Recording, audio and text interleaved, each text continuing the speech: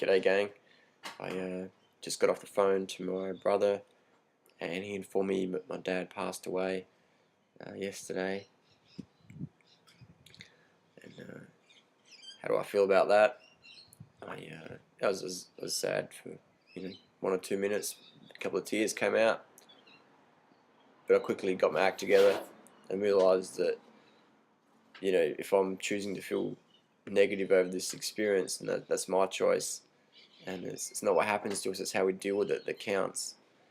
And people go, it's a pretty big thing to say. What gives you that sort of strength? It's like, well, strength comes from within, and I believe that I can live by the values instilled by my father, or I can live by the values instilled by society, and I can live, society says when someone dies, you should act this way. And if you don't act that way, then you're a hard bastard or whatever. But I say, man, fuck society, man. It's like, let's follow our heart. Let's live for the values that our loved ones who have physically passed. Let's celebrate what they stood for. My dad wasn't a crybaby. He didn't sit around fucking drinking piss, doing drugs, eating shit just to numb his emotions. So, and even if he did that, it's not what he would want for me. So let's celebrate what our family, our friends, loved ones, etc. live for, and let's live for that. As it's a reminder that life's short, fleeting, and precious. And if you choose to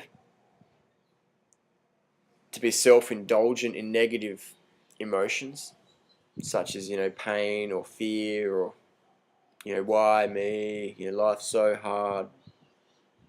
That's not, your loved ones don't want that for you, man. Your loved ones want you to be happy, they want you to be joyous, they want you to have self-respect and truly know that, today could be our last, man. So what's the point of sitting around fucking moping, doing drugs, abusing your body, eating crap? Like, why feel more pain than you have to? Why beat ourselves up more than what our loved ones would want us to do? Like, if you don't believe me, ask your loved ones. Say, reach across and say, if I died tomorrow, do you think I would want you to feel pain and feel depressed? And it's like, man, let's celebrate. If I die tomorrow, people celebrate. Say, fuck, man, Durianrider, he was a crazy bastard. Let's go and eat some fruit, man. Let's go have some banana smoothies or something in celebration. Don't be sad, man. Don't be crying. What's the point of that? It's like, it's not going to bring a person back, man. People can pass through our hands, but they never pass through our heart. The only things in life that have any meaning is the meanings we give them. So I could choose to feel depressed that my dad's physically no longer here. But then again, he is. I just look at my hands and my skin, and my mum and dad gave me these hands. You know what I mean? So it's like, physically, he's technically still here. It's just another way of seeing things. And I know my dad, if he was sitting here right now, he'd go, that's a good way of seeing it, Holly. I'm glad that you've maintained that positive emotional poise despite times of apparent adversity. People say apparent adversity. What are you on about, Durianrider? You're delusional, mate. Your dad's dead, and you're thinking it's like a positive experience. It's like, I say it's delusional to think otherwise. I'm going to make my dad proud instead of making him feel guilty or whatever.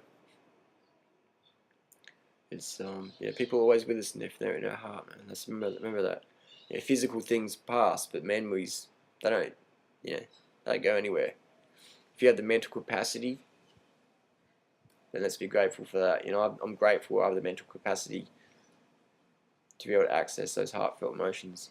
I'm grateful that I have the ability to see this moment of apparent adversity and help other people get through these sort of times.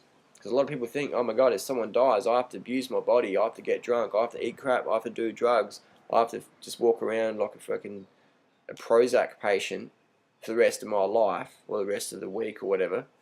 It's like, man, it's not what your loved ones would want, man. So let's live in celebrations of the values that our loved ones stood for. See ya.